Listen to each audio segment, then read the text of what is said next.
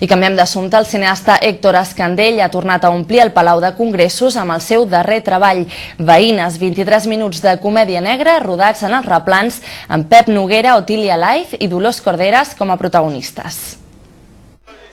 Va omplir el Palau de Congressos fa un any amb Doctor Sí i ho ha tornat a fer amb Veïnes. Molts no es varen voler perdre l'estrena de l'últim curtmetratge del director i guionista ibicenc Héctor Escandell, rodat íntegrament a Eivissa l'agost de l'any passat. L'èxit del públic va ser rotund i l'expectativa estava posada en els seus protagonistes, en Pep Noguera, en Dolors Corderas i una Otília Laiz, que va estar espectacular. Omplertes les butaques i acabades les presentacions, silenci absolut per veure aquest film, Veïnes, que és una comèdia negra sobre terrorisme en els replans amb una llista de crèdit immensa. Soy Benjamina Guijarro, vecina del octavo C. Des d'avui, Veïnes comença un circuit per als festivals estatals i internacionals, igual que ho va fer Doctor Sí, que es va arribar a projectar a Cannes i que va viatjar fins a Mèxic. Para ver que esta mujer está mal de la cabeza. Marcelo, te pagaré todo lo que te debo.